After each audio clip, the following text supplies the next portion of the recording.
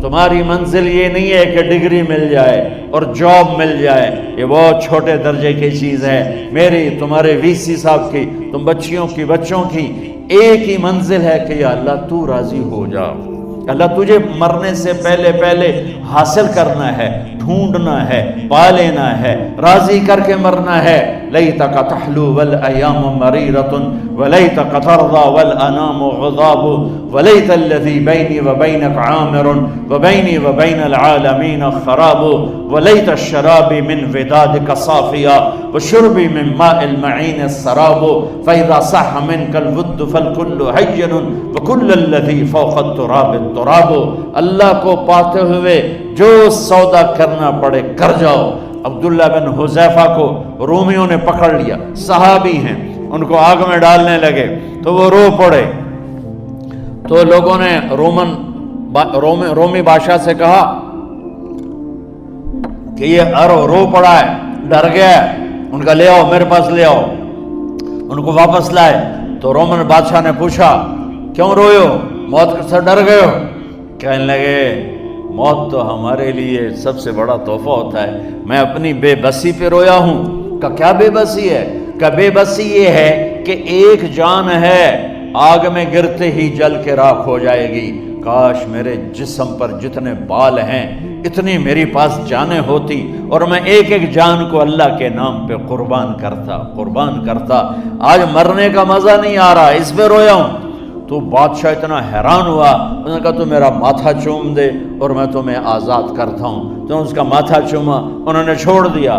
2000 سال پیچھے چلے جائیں، فرعون دنیا کا واحد انسان ہے جس نے کہا انا ربکم الاعلی، میں سب سے بڑا رب ہوں، اور اپنے آپ کے رب ہونے کا دعویٰ انسانوں میں صرف فرعون کا ہے۔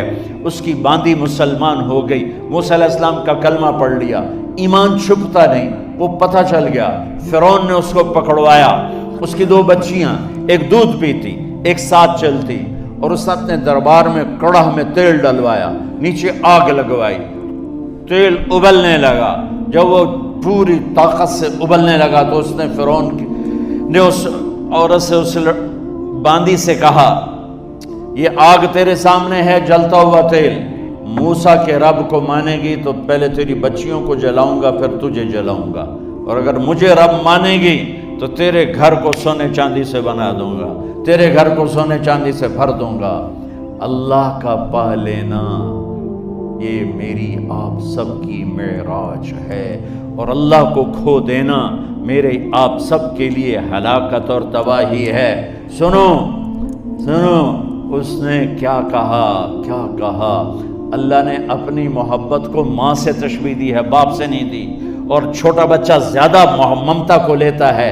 وہ کہنے لگی فرعون یہ تو میری 2 ہیں، میری 100 ہوتی تو اللہ کے نام پہ آج میں قربان کر دیتی۔ فَقْضِ مَا أَنْتَ قَاضٍ، کر جو تجھے کرنا ہے۔ تو پاگل ہو گیا، غصے میں کہنے لگا اس کی بڑی بیٹی کو ڈال دو۔ تو انہوں نے اس کو یوں ٹانگوں سے پکڑا اور وہ چیختی چلاتی ہوئی تھی۔ ماں کا ایک بول اس کی جان بچا سکتا تھا، اور پھر گھر جا کے توبہ کر لیتی، وہ کہتی یا اللہ مجھے معاف کر دے، میں نے کلمہ کفر کہا۔ اس کو ٹانگوں سے پکڑا ہوا ہے، اس کے ہاتھ نیچے جھول رہے ہیں، اور وہ اماں بھی کہہ رہی کہ مجھے بچا لو۔ ماں نے اپنی آنکھوں سے بچی کو تیل میں یوں ڈوبتے دیکھا، اور پھر وہ ابھری جیسے مچھلی تلنے کے لیے، جیسے مچھلی تلی جاتی تو باہر آ جاتی، اوپر آ جاتی، تو وہ ایسے بلبلے اٹھ رہے تھے۔ وہ ایک ہی لمحے میں اس کی تو جان گئی، ایک آنسو کا قطرہ اس نے نہیں نکلنے دیا اپنی آنکھوں سے، اور اپنے دل کو جب مضبوط کیا تو میرے رب کی غیرت، میرے رب کی رحمت محبت حرکت میں آئی۔ اللہ نے ماں کی آنکھوں سے پردہ ہٹا دیا، اور ماں نے اپنی بیٹی کی روح کو نکلتے دیکھا، اور وہ کہہ رہی ہے اصبری یا فإن لك من الأجر كذا وكذا۔ ماں جی ڈرنا نہیں، صبر کرو، جنت تیار ہے، جنت تیار ہے۔ اور شروع معصوم بچی کو تو پتہ بھی نہیں تھا کہ کیا ہونے والا ہے، اس کو پکڑ کے یوں ڈالا، اس کی تو آہ بھی نہ نکلی، اور وہ مچھلی کی طرح تلی گئی. اب پھر ماں کا کلیجہ پھٹا. اللہ نے پھر آنکھوں سے پردہ ہٹایا اور انہیں اپنی بچی کی روح کو نکلتے دیکھا اور وہ کہہ رہی اصبری یا فإن لک من الأجر کذا وکذا. ماں جی تھوڑی دیر کا صبر، جنت تیار ہے، جنت تیار ہے، جنت تیار ہے. اللہ کو پایا سب کچھ پایا، اللہ کو کھو دیا سب کچھ کھو دیا. جب اس کو پکڑ کے لے جانے لگے اس نے فرعون کو دیکھا. فرعون اس کی آنکھوں میں آنکھیں نہیں ڈال سکا، نظریں نیچے ہوں گی اس کی. کہنے لگی میری ایک بات مانو گے، میری ایک خواہش پوری کرو گے؟ فرعون نے پوچھا کیا؟ کہ جب میں بھی جل جاؤں تو میری اور میری بچیوں کی ہڈیوں کو اکٹھے دفن کرنا، باہر پھینک نہ دینا، دفنا دینا. فرعون نے کہا تمہاری یہ خواہش پوری کی جائے. انہوں نے کہا پیچھے ہٹ جاؤ، میں نے اللہ کو جان دینی ہے، مجھے دھکا دینے کی ضرورت نہیں ہے، میں اپنے اللہ سے ملنے جا رہی ہوں. سبحان اللہ. جب اللہ مطلوب ہوتا ہے تو موت محبوب بن جاتی. جب اللہ کی نافرمانی ہوتی ہے تو موت سے نفرت ہو جاتی ہے، مرنا عذاب نظر آتا ہے.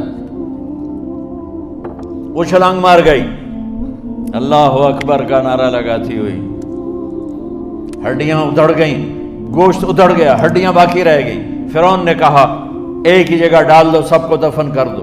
دفن 2000 سال کے بعد بچوں بچیوں، 2000 سال کے بعد موسیٰ علیہ السلام کے 2000 سال کے بعد جناب رسول اللہ صلی اللہ علیہ وسلم دنیا میں تشریف لائے. 40 سال کی عمر میں نبوت ملی، 50 سال کی عمر میں معراج ہوا. 2050 سال کے بعد میرے نبی کی سواری بیت المقدس جا رہی ہے. اور بیت المقدس پر جب وہ اوپر پہنچے ہیں تو مصر وہاں سے قریب ہو جاتا ہے. جب وہ اترنے لگے تو میرے نبی نے کہا جبریل جنت کی خوشبو آ رہی ہے، جبریل جنت کی خوشبو آ رہی ہے. کہاں سے آ رہی ہے؟ ابھی تو جنت اوپر ہے، ابھی تو اوپر جانا ہے، تو یہ زمین سے جنت کی خوشبو کیا آ رہی ہے؟ تو جبریل نے عرض کی یا رسول اللہ فرعون کی ایک باندی تھی جو اللہ سے سودا کر گئی جان کا اور اپنی بچیوں کا، اس کی اور اس کی بچیوں کی ہڈیوں کو جہاں دفن کیا گیا ہے، یہ خوشبو جس دن انہیں دفن کیا تھا اس دن سے لے کر آج تک یہ خوشبو آ رہی ہے اور یہ قیامت تک آتی رہے گی. اللہ اپنے نام پہ قربان ہونے والوں کی یوں قیمت لگاتا ہے. پہلے اپنی منزل طے کرو، پہلے اپنی منزل طے کرو، پہلے اپنی منزل طے کرو کہ مجھے اپنی زندگی کی سے لینا کیا ہے. مجھے اللہ کو پانا ہے، مجھے اللہ کو پانا ہے. میں نے اللہ کی قسم اگر اللہ راضی ہے تو پھر موت سے بڑھ کر کوئی تحفہ نہیں، اس سے بڑھ کر کوئی خوبصورت پیغام نہیں. اور اگر اللہ ناراض ہے تو موت سے خوفناک کوئی پیغام نہیں. عمر بن عبدالعزیز 3 بر اعظم پر حکومت کی. عمر بن عبدالعزیز، بنو امیہ، مروان 9 مہینے حکومت کی. اس کا بیٹا عبد الملک بن مروان 21 برس حکومت کی. اس کا بیٹا ولید 10 سال حکومت کی. اس کا بیٹا سلیمان 2.5 سال حکومت کی. اسی تخت پر بیٹھے عمر بن عبدالعزیز. پہلے چاروں نے اللہ کے شریعت کو قربان کیا حکومت کے لیے. عمر بن عبدالعزیز نے اپنے آپ کو قربان کیا اللہ کے لیے. حکومت کو پاؤں کے تلے رکھا اور اللہ کی رضا کو سامنے رکھا. ان کو زہر دیا گیا. جب ان کی موت کا وقت قریب آیا تو انہوں نے رجا بن حیوہ کو بلایا. سننے والی بات ہے بچوں. ان سے فرمانے لگے سنو، میں نے 3 بادشاہوں کو قبر میں اتارا. اب بچیاں تو قبرستان جاتی نہیں، ہم تو اپنے ہاتھوں سے قبر میں اتارتے ہیں اور اوپر مٹی ڈالتے ہیں اور اوپر اینٹیں ڈالتے ہیں اور پھر منو مٹی میں دبا کے واپس آتے ہیں. یہ منظر آپ بچیوں کے تو دیکھنے کا بھی نہیں ہے. وہ کہنے لگے میں نے 3 بادشاہوں کو مٹی میں ڈالا، لیکن ان کے کفن کی گرہ کو جب کھول کے دیکھا تو ان کے چہرے قبلے سے ہٹ چکے تھے. وہ رنگ ان کے کالے پڑ چکے تھے۔ ولید بن عبد الملک، سلیمان بن عبد الملک بن مروان، عبد الملک باپ، ولید بیٹا، سلیمان بیٹا، یہ تینوں کا ان کے چہرے کالے ہو گئے تھے اور ان کا قبلے سے منہ پھر گیا تھا۔ اب میں مرنے لگا ہوں، مجھے پہلے ضرور چیک کرنا کہ میرا اللہ میرے ساتھ کیا کرتا ہے۔ پہلے تینوں کی ظلم کی حکومت تھی، ان کے چہرے قبلے سے کیوں ہٹ گئے؟ آپ کو عجب بات بتاؤں، ولید بن عبد الملک روزانہ تہجد میں کھڑے ہو کے 10 سپارے پڑھتا تھا، 10 سپاروں کی تلاوت تہجد میں کرتا تھا کھڑے ہو کے، اور قبلے سے چہرہ ہٹ گیا۔ سلیمان بن عبد الملک تہجد گزار، چہرہ قبلے سے ہٹ گیا، ظلم کیا، خون کو پانی بنا دیا، حکومت پر شریعت کو قربان کیا، رشتے ناتوں کو قربان کیا۔ اللہ نے قبلے سے چہرے، نمازیں منہ پہ مار دی، روزے منہ پہ مار دیے، حج زکاتیں منہ پہ مار دی، تہجد ان کے منہ پہ مار دی، اور ان کے چہروں کو قبلے سے ہٹا دیا اور رنگ کالے کر دیے۔ عمر بن عبدالعزیز نے اسی سلطنت کو عدل سے بھر دیا، کیسی سلطنت کی؟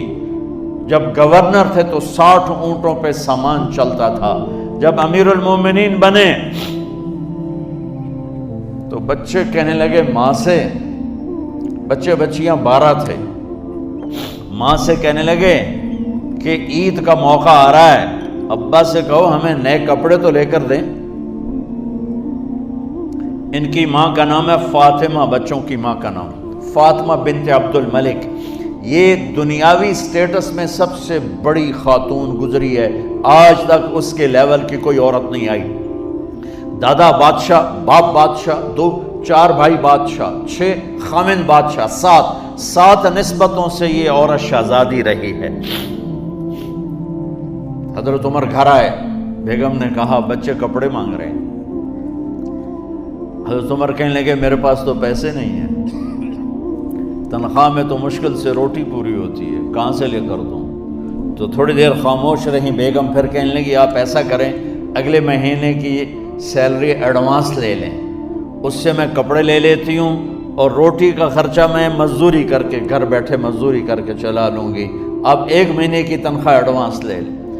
حضرت عمر بن عبدالعزیز واحد خلیفہ ہیں جن کے دور میں 3 براعظم میں زکوٰۃ لینے والا باقی نہیں بچا تھا۔ یہاں لاہور بھی ان کی حکومت کے نیچے تھا، جنوبی اسپین، فرانس ان کی حکومت کے نیچے تھا، کاشغر تک ان کی حکومت کے نیچے تھا، استنبول کے دروازوں تک ان کی حکومت تھی۔ 3 براعظم میں 1 آدمی زکوٰۃ لینے والا نہ بچا، اور اپنا حال یہ ہے کہ بیگم سے کہہ رہے ہیں پیسے کوئی نہیں، کپڑے کہاں سے لے کر دوں؟ اور بیگم طریقہ بتا رہی ہے کہ آپ اگلے مہینے کی تنخواہ ایڈوانس لے لیں، اس سے میں کپڑے لے لوں گی، اور چولہے کا خرچہ، روٹی کا خرچہ میں گھر بیٹھ کے مزدوری کر کے کما لوں گی۔ تو حضرت عمر کہنے لگے ہاں یہ ٹھیک ہے۔ باہر آئے وزیر خزانہ مزاحم، انہیں بلایا کہ بھائی ہمیں اگلے مہینے کی تنخواہ ایڈوانس چاہیے، یہ تنخواہ والے لوگ بیٹھے ہوئے تنخواہیں لیتے ہیں۔ اس نے کاغذ قلم آگے رکھ دیا، کہا حضرت یہاں لکھ کے دے دیں، آپ 1 مہینہ زندہ رہیں گے میں تنخواہ دے دیتا ہوں، آپ مجھے لکھ کے دے دیں آپ 1 ماہ زندہ رہیں گے میں آپ کو تنخواہ دے دیتا ہوں۔ چپ کر کے اٹھے، ایک لفظ نہیں بولے، گھر گئے۔ حضرت اپنی بیگم فاطمہ سے کہا بیگم بچوں سے کہہ دو کہ باپ کے پاس کپڑے لے کر دینے کی سخت نہیں ہے، اور خزانے ایسے بھرے پڑے تھے کہ زکوٰۃ لینے والا کوئی نہیں تھا۔ عید کی نماز ہوئی، نماز کے بعد جب ساری فیملی ملنے آئی اور بچے بھی ملنے آئے تو ان کو دیکھ کر ان کی آنکھوں میں آنسو آ گئے۔ کہنے لگے بچوں آج تمہیں دکھ تو ہوگا اپنے باپ پر کہ 1 جوڑا کپڑا بھی لے کر نہ دیا عید کا۔ تو ان کے ایک بیٹے نے کہا ابا جان آج ہم بڑے خوش ہیں، ہمارا سر اونچا ہے کہ ہمارے باپ نے مسلمانوں کے مال پہ ڈاکہ نہیں ڈالا، ہمیں قربانی کا بکرا بنایا، لیکن مسلمانوں کے مال میں خیانت نہیں کی۔ یہ ان کا طرز حکومت تھا، اس طرح انہوں نے حکومت کی۔ گھر میں تشریف لائے تو بیٹیوں سے بات کی تو انہوں نے منہ پہ سے دوپٹہ رکھا ہوا، منہ پہ دوپٹہ رکھ کے بات کریں. تو فرمانے لگے کپڑا تو ہٹاؤ، دوپٹہ کیوں رکھا ہوا ہے؟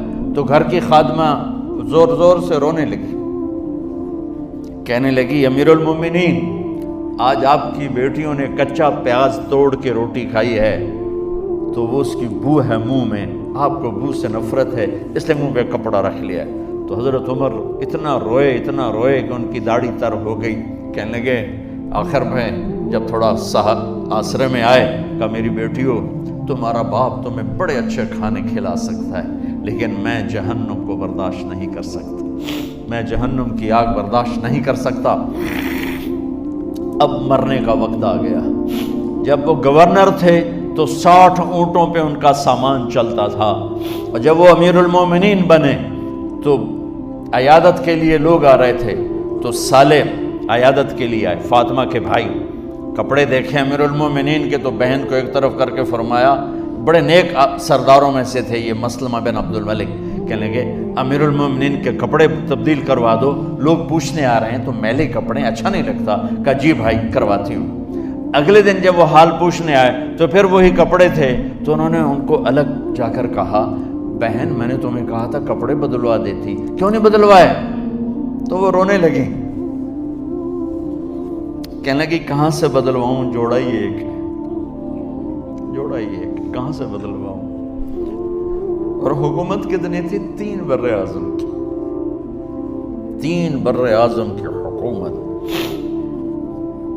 ہمارا تو پٹواری امان کا نہیں ہے، وہ 3 بر اعظم کی سلطنت لے کر ایک جوڑے میں اللہ سے ملنے جا رہا ہے. جب ان کا انتقال ہوا سلیمان بن عبد الملک کی ڈیڈ باڈی جب قبر کے قریب لائے اتارنے کے لیے تو ایسے ایسے ہلنے لگا، اس کا پورا جسم ہلنے لگا. تو اس کے بیٹوں نے کہا کہ ہمارے ابا زندہ ہیں. تو حضرت عمر نے فرمایا بیٹو زندہ نہیں ہیں، عذاب قبر جلدی شروع ہو گیا ہے. عجل اللہ بالعقوبہ، قبر کی پکڑ پہلے شروع ہو گئی ہے، چھپاؤ اپنے باپ کو جلدی.